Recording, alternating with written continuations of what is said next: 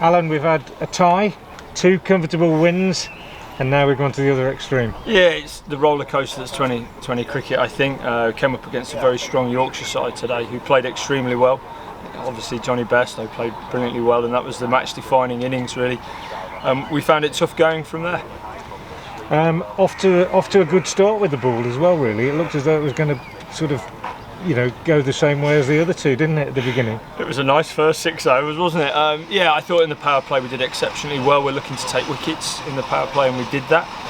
I thought Benny Dorcas and Dylan were exceptional in that power play. So yeah, it gave us a good grounding. We hope we could continue from there, but didn't quite go our way after that. As a coach, you've got plenty to work on even after a game like that, because you've got to try and get the boys mentally strong so that when they're in that sort of situation again, they can handle it a bit better. Yeah, I think so. I think the beauty of playing in county cricket, and we've had it a lot this year, we've played against some very good teams and also some fine players and some world-class players, and Jonny Bairstow certainly that. So for the guys to come away, 20 overs, we're on the wrong end of it, and having bowled at Jonny Bairstow, but the guys, they have to learn from that. They have to keep going, and they've all, even the inexperienced guys, have played enough cricket to know that some games will go our way and some games won't, and it won't always be a bed of roses. So they have to pick themselves up.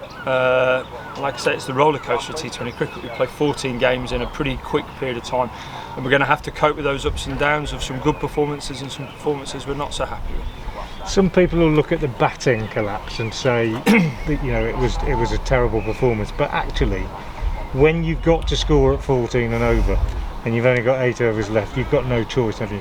No, it was always going to be a tough ask. I think the wicket was pretty good, but it was always going to be, a real difficult task for us in those 20 overs. And I thought we set ourselves up reasonably well up front. And it's Mo's just mentioned it there. Just a little bit disappointing that we didn't show as much fight as we can. We still tried to stay brave and still tried to score as quickly as we could, and it just didn't work out for us there. And it looks like a real car crash at the end. But I think we look at the first 10 overs of that batting performance and say, well, that can take us forward into the next game and more games after that. And hopefully we don't put ourselves in a position where we're chasing 14 and over for a long period of time. And you haven't got much time before the next game, just a couple of days, so really you've got to try and put this out of the players' minds as soon as possible, haven't you? Yeah, I think so. I think that's the test for all the guys who play in this competition. You have to move on, you have to try and park it, you learn from it as much as possible. You learn from these performances as much as you do from the ones that we win and that we're happy with, so we have to move on from that, learn from it. We've mentioned it up there that the guys who want to play in franchise cricket and international cricket, there's a standard. Jonny Bairstow is a world-class player. He's got a fine white ball record, and there's going to be plenty of him knocking around if you want to play international white ball cricket. So try and learn from that. Don't be disheartened from it. You've played against a very good side, and we know we just need to perform better going forward.